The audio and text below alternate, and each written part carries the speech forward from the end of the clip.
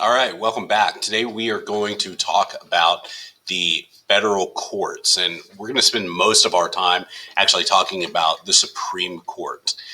The court system in the United States is really complex and has a lot of layers and levels to it. I am not an expert in the court system. I know enough to teach a kind of low-level political science course and to include some basics on the courts, and that's basically where we're going to end, right? Again, the courts are very deep and complex, and I'm by no means an expert on the law. Okay, so just bear that in mind as we kind of move through this. Okay, all right. So before we start talking about the courts themselves, the Supreme Court, let's actually talk about what courts actually do. So first and foremost, courts resolve disputes.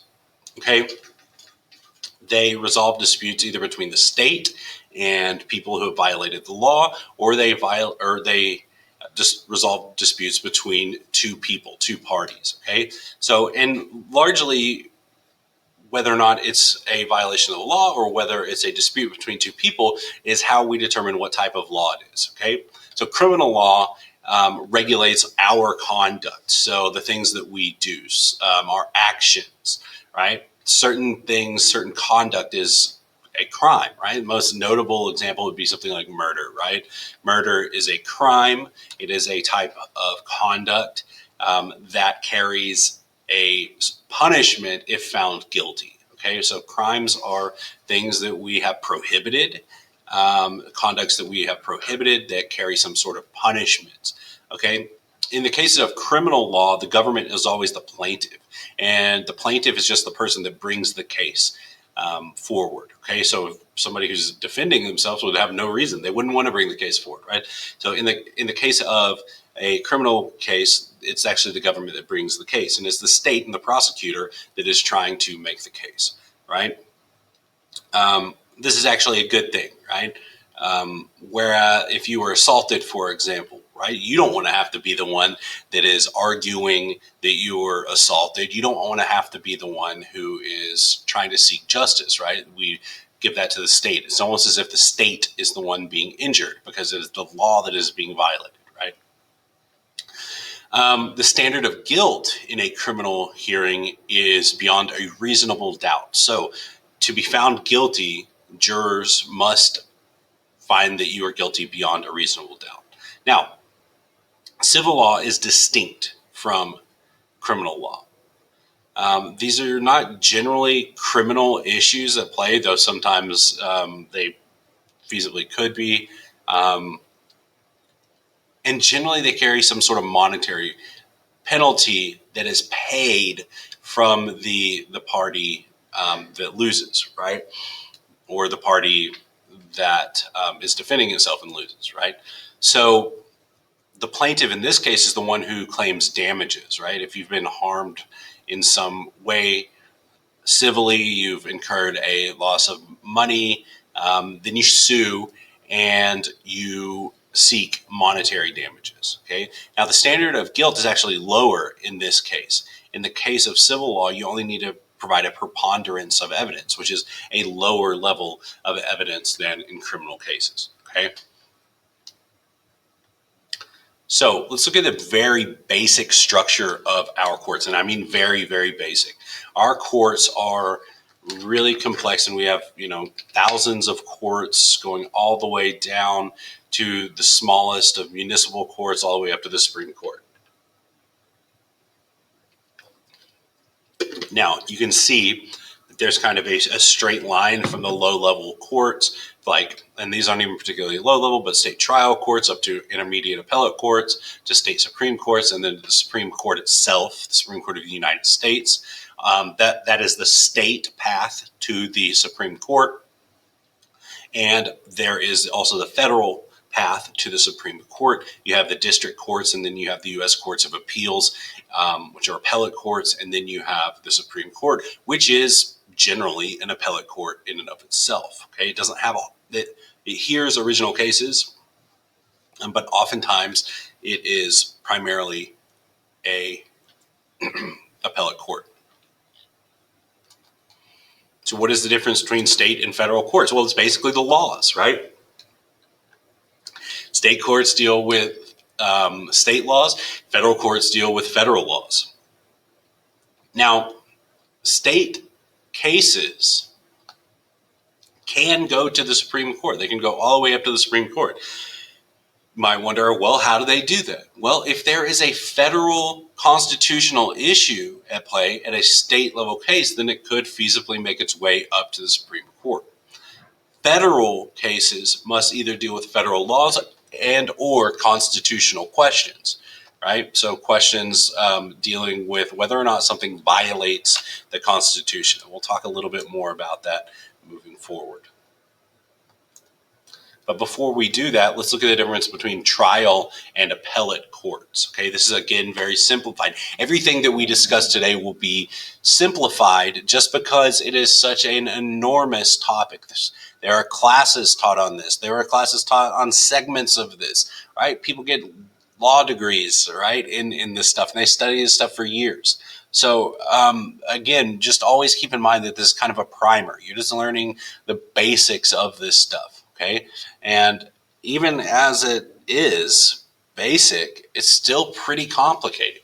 Okay, a trial versus appellate courts. Trial courts are those courts that you determine the facts in. Facts are determined by judges and juries. They look at evidence, right, facts of the case, and determine innocence and guilt. Okay. So they're bringing in all kinds of evidence and they're showing that evidence and then weighing whether or not that evidence is enough to convict someone. Okay. Now, appellate courts are different. Appellate courts are not looking at evidence, right? They're not weighing the facts of the case. What they are doing is determining whether or not the law was followed in lower level court. Okay. So cases are appealed to appellate courts because somebody might say my rights were violated, or I didn't get a fair trial, which would be an example of your rights being violated. Because of this, I want to appeal, and generally new facts are not introduced at the appellate level. Right? Well, what you're looking at the appellate level is whether or not a person got a fair shake, whether or not the law and due process were followed at the lower level. So that's generally what appellate courts are going to be looking at. So let's move to the king of appellate courts, the big one of them all, which is the Supreme Court. So what's so great about this supposed Supreme Court? Well, it's not the supposed Supreme Court. It is known as the Supreme Court. It's called the Supreme Court constitutionally. It is called a Supreme Court. The most important thing about the Supreme Court is this right here, judicial review. Okay? Judicial review is the kind of most powerful thing that the Supreme Court has. And judicial review is a very strange thing, right? Because judicial review was actually kind of created by the Supreme Court itself, right? Judicial review gives the Supreme Court the ability. I almost fell out of my chair. This piece of crap is completely gone all the way back, and there it is. The Supreme Judicial review is where the Supreme Court can determine whether or not something that Congress or the president does, determine whether or not that is constitutional. Okay? And this was actually, the Supreme Court actually gave it to itself in a case Marbury versus Madison, which is kind of this amazing case. And the ins and outs of the case are actually kind of boring. But the important part is that what you need to know is that, one, judicial review comes from Marbury versus Madison. And if you're kind of interested in the sleight of hand, you can read up on it a little bit more. But basically what happened is the court said, we can't rule on this particular issue. This is not something that constitutionally we were given the power to do. But if you notice, that's kind of this really interesting idea, because they actually gave themselves that power to interpret the Constitution. Right? So then moving forward as a precedent, judicial review has maintained and been the main power that the Supreme Court has. Okay. And so really important. The most important thing that you know about judicial review is that it is the power to interpret the Constitution and determine acts of Congress and the president as unconstitutional. Right? This gives the Supreme Court massive amount of power. As such, it makes it a predominant policy maker. Okay. What do I mean by policy maker? Basically, the effect of Supreme Court rulings is law. Okay. And that might prove to be a little bit problematic. So, what is the Supreme Court? Well, the Supreme Court is composed of justices. You have your Chief Justice and then 8 associate justices. Okay. For a total of 9 justices. Okay, there are 9 justices of the Supreme Court. They rule in their cases based on a majority system. Okay. Now, taking cases to the Supreme Court, there's original versus appellate jurisdiction. Most of the cases that go to the Supreme Court are appellate jurisdiction, meaning that they were appealed from a lower court. Now, the Supreme Court also has original jurisdiction, but these don't really come up that often. Okay. Issues between states or issues involving ambassadors and public ministers, these are things that are mentioned in Article 3 of the Constitution. These don't actually come up that often.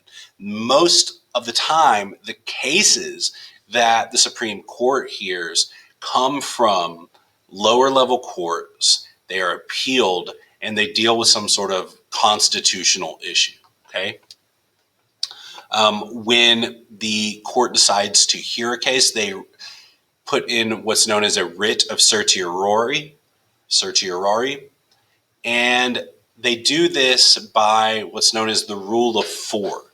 If 4 justices of the Supreme Court agree to hear a case, then that case gets put on the docket and they grant cert, right? That certiorari, they say grant cert, make it easy, okay? Also, like all things in government, especially in the courts, they like to use these old Latin terms as a kind of, way of hearkening back to antiquity, and as if that somehow maintains some level of legitimacy. Okay. Now, out of the 8,000 plus cases that are sent to the Supreme Court in a year, about 80 are heard. Right. So a minuscule percentage of the total number of cases end up getting heard. We've already talked about this, but just know that granting a writ of certiorari, granting cert, is deciding to hear a case, basically. That's the extent of it that you need to know. All right, so when are cases accepted? There are some instances when cases are more likely to be accepted than others. If the U.S. government is a party to the case, the Supreme Court is more likely to hear it. They are more likely to hear cases where there's a lot of disagreement at the lower level federal appellate courts because they want to ensure uniformity across the country. Now, there are also, once we kind of move into the process itself, you start to see briefs and you start to see parties involved. So you see both sides of the case, and they're going to submit their briefs arguing their legal case. And then we also have what are called amicus curiae briefs, or amici or amicus briefs or whatever. And these briefs are submitted by interest groups or parties that are not specifically involved in the case, but they're very interested in the outcome of the case, right? And again, they're going to support one side or the other and make a legal argument in one way or another, okay? So once we get to the court, briefs are going to be submitted. Oral arguments are heard, and they don't have much time. I think it's about 30 minutes. And that's kind of crazy to think in a, massive, some of these things are massive, huge, important things going in front of the courts. They only have a very limited amount of time to speak. But then there's a conference vote where they get together. And once that conference vote comes out, right, once the decision is decided, there is a opinion assignment. And what the opinion assignment is effectively where the winning and losing sides write their opinion on the case, their legal opinion, and that legal opinion becomes precedent for subsequent cases. What do I mean by precedent? Generally speaking, because they view the past as being important, they adhere, or sometimes they don't actually adhere, but it's considered to be important to look back at previous cases and use those previous cases and use precedent to guide their legal reasoning and to also guide their decisions moving forward. Okay, so the precedent that holds sway is the majority opinion, right? The winning opinion kind of has the force of law, effectively. Okay, and that's the winners. And the winners write their majority opinion, and that goes down, and then you can go buy books of this stuff and read their legal opinions. And it's sometimes really brilliant, sometimes not so brilliant, but all the time it has the weight of law pretty much. The dissent is going to say, no, here's why we disagree. Here's why we think that this is BS, and we do not think that the majority had it right. Now, the third type of opinion is a concurrence or a concurring opinion. And a concurring opinion, what it will say is, we voted with the majority, but we actually got there a different route. We have a different legal reasoning than the majority. And we think that our legal reasoning is actually superior, so we're not going to just side with the majority. Okay, we think there's another way to get to the same solution. Okay. Now, through all of this, you might be wondering,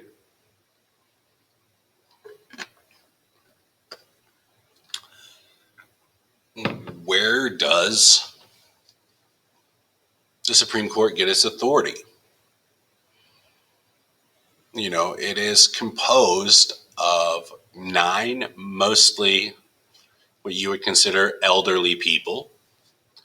If the Supreme Court rules something, what are they going to do? Drive around in their A-team van and, hop out and kick somebody's butt?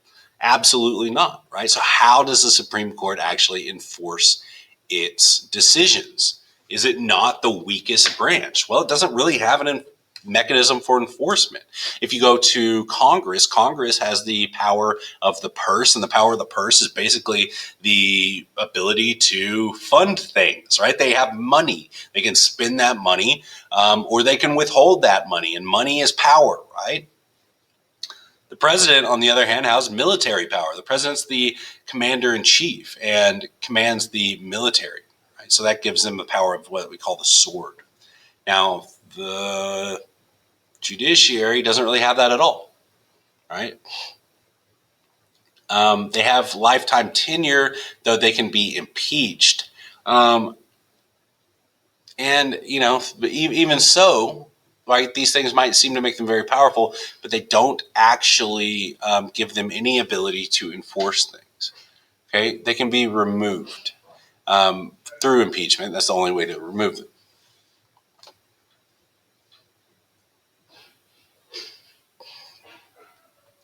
So let's look at a few different ways that people have theorized and actually done some studies to determine whether or not or how judges make their decisions, which is really important, right? Because we like to think of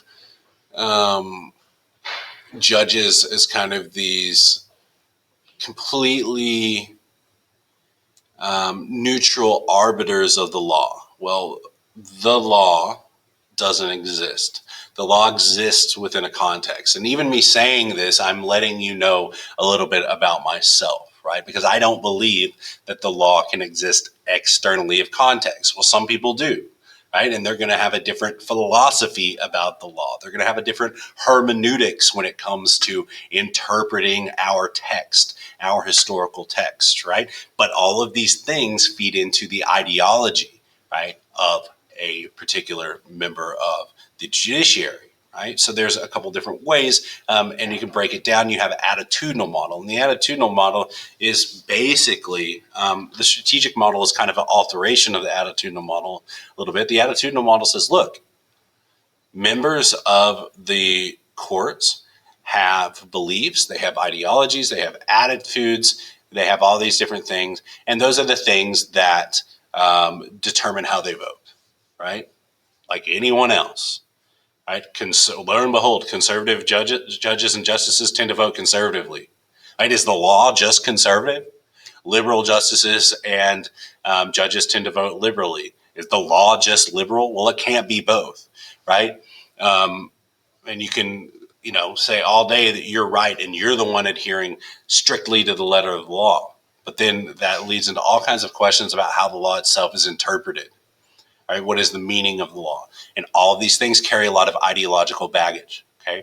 Now, strategic behavior complicates that a little bit because it basically says, well, members of the court are also thinking strategically. They're also trying to, yes, of course, they have their ideologies and all those things, but they're also trying to work within the confines of a system where they have to work with other members of the Supreme Court, and they're trying to get the best policy outcomes that they can, but they're limited to working with those other members of the court as well, and not just other members of the court, also Congress and the president, right? So that takes into a lot of things, and that basically means that they're very political actors. Well, if you have read anything about the Supreme Court, the initial idea of having the Supreme Court appointed and serving for life rather than being elected and serving a term was to insulate them from politics, right? Because once they're appointed, they no longer at any point, right, have to be reelected to office. So they can vote how they truly believe, right? And this is, the idea of insulating them from politics. Well, that's true, but they still have ideology. Right? They still have beliefs, they still have attitudes, they still behave strategically.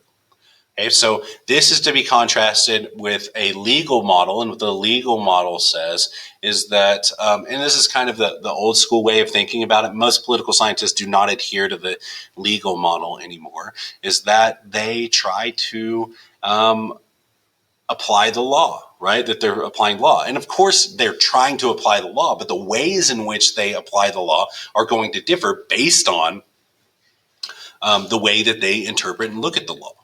Okay? Now, you might say one of the key kind of things is to have deference to Congress. This is a important idea, having deference to Congress, because Congress is really the most important branch, historically understood, and kind of as we understand it, though, the president seems to be the most important right now, because the president's power has kind of gotten bigger and bigger over time. But, generally speaking, historically and constitutionally, the framers and, many people who think about the United States have considered the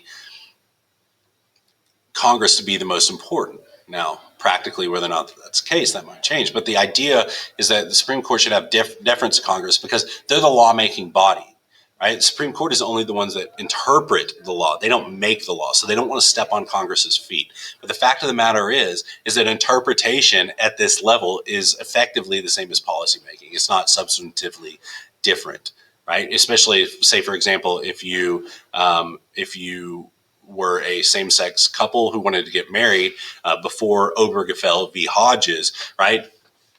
Well, when the Supreme Court ruled on that, and then all of a sudden you can get married, that's policy. That's the law, right? Things haven't all of a sudden, you don't care if it came about through some legislative action or if it came about through the Supreme Court. All you care about is that now you can get married. The effective policy change has been implemented, okay?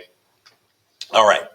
So What approaches are there when it comes to interpreting the Constitution? This gets back to, maybe the legal model a little bit, but if the legal model has different modes of interpretation itself, then that leads back to those attitudes.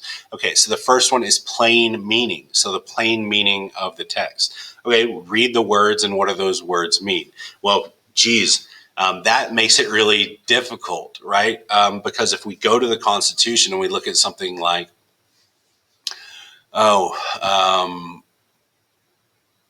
the First or even the Second Amendment. Let's use the Second Amendment because it is up to so much debate, and there's all this historical context and stuff that surrounds it, right? Reading the Second Amendment on a plain text meaning, it becomes really kind of difficult because it's a kind of complicated sentence. The Second Amendment says that the freedom to bear arms or the right to bear arms shall not be abridged. But then it brings in this discussion of a militia, okay? So is that solely within the context of a militia, or is that all people? All right. So you might move on to the next thing and say, okay, well, then what's the original intent?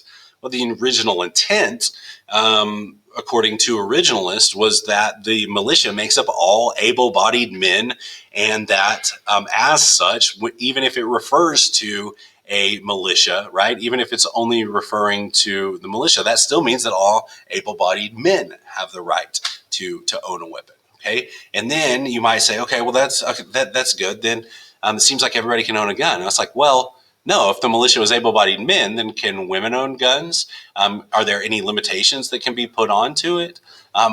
What are the limitations on those type of guns? So then you get to the living Constitution, right? Okay, well, we do not live in the 18th century. So how do we understand laws as they apply today, right? The weapons that they were talking about, if we're going to original intent, were small arms and maybe cannons, right? Does that apply today? Okay, how do you scale that up if it does apply, right? So all of these things have importance and meaning, but what you tend to focus on is going to push you one way or another, right? And that will be kind of your legal mode of interpreting the Constitution. And oftentimes that's heavily informed by your ideology, whether you're liberal or conservative, okay? So that was a lot in that last one, but hopefully everybody kind of was able to get that, okay? So let's talk a little bit about independence and accountability. Now, accountability obviously means who holds you responsible for the things that you do.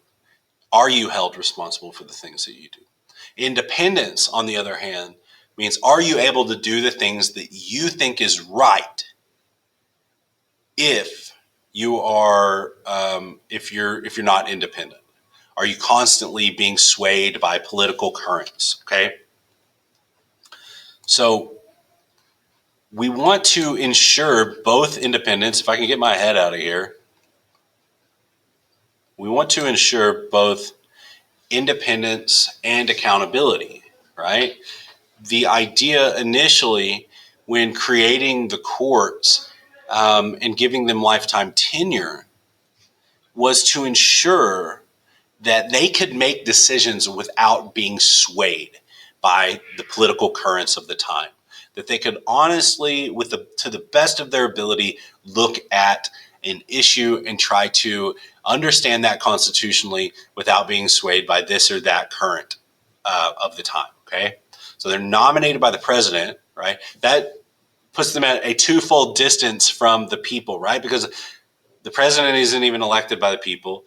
The president is elected by the Electoral College, which is voted on by the people, and then confirmed by the Senate. So we have these two elite bodies. So two elite bodies are two elite governmental bodies, the president and the Senate, are determining who are Supreme Court justices, right? So if you have like democracy down here, like this is like about as far as you can get from democracy and still consider yourself still in the realm of democracy, right?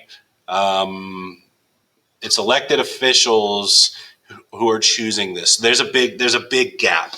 Okay, there's a big gap in between the courts and the people.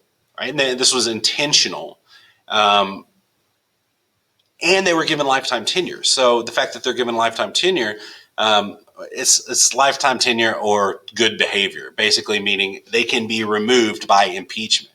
But both of these things came with the intent of kind of distancing the Supreme Court from the people and ensuring that they had independence. Well, then how do you hold them account, right? How do you hold them to account?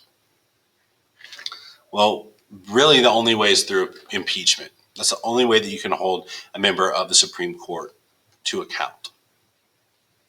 But remember, and this is kind of the all-important caveat, Supreme Court has no enforcement power. So if Supreme Court does something and it's so far beyond the pale and the people really despise it, and it's completely out of the realm of current politics, then they don't have any way of enforcing it. And it would be really silly for the courts to basically show the fact that they don't have any power, right? By making some sort of crazy law that nobody would be willing or able to follow. Okay, so they still have an incentive to kind of track with the personal, or not with the personal, but with the current kind of ebb and flow of modern politics. Okay. All right. Now, all of this is just to say that judges do shape public policy. And what do I mean by that? Well, it's something that I talked about earlier. Judges make law, right? Judges make law. Their interpretation of existing constitutional law and legislative statutes and acts is akin to making law. There might be, technical differences, but there's no substantive difference if you're the one that is affected by that law. Okay? So the question that we ask is, what if these life tenured judges make decisions that create bad public policy? And that's a legitimate question to ask, right? What if they're making laws that don't actually benefit us as people? I think that might get back to the point of what we kind of were talking about, right? What if they make decisions that nullify popular policy choices made by the people selected representatives? What if the judges run contrary to Congress? Congress can always amend the Constitution, but that's actually really difficult to do. I think they run the risk of undermining their legitimacy if they stray too far. Okay. Now, the counter-majoritarian argument is that we have to have a balance on the people, right? The people constantly, the United States, if not anything, has been perpetually obsessed with this counter-majoritarian argument, right? With fear of democracy. And we see it in nearly every single institution that we have, right? Our president is distanced from the people through the Electoral College, right? Our senators used to not even be chosen by our popular will, right? They were chosen by state legislatures. So there was another intermediary body there, right? The Supreme Court has two intermediary bodies in between it, right? As we just talked about. Right, so it's very distant from the people. The only thing that we have constitutionally for the people is still at a distance from us, right? Because it's the House of Representatives. Okay, so if you're going to ask me my personal opinion about it, I would say that our government is very, very counter-majoritarian in its structure, and has been so since the beginning. Okay. Now, that's not to say that majorities are always correct. Right? They're not. Majorities can be backwards. They can be racist. They can be homophobic. They can have terrible policy decisions. Right. And that is where the liberal democracy comes into play. And when I say liberal in this context, I don't mean Republican conservative, Democrat, liberal. I mean, liberal in the old sense of freedom, right? We have to provide minority rights. We have to ensure that minority rights are protected. Okay. All right. So that is going to wrap it up for the courts. Thank you for watching, and I hope that I clarified some issues that you were having. If not, I'm sorry. I apologize. Thank you.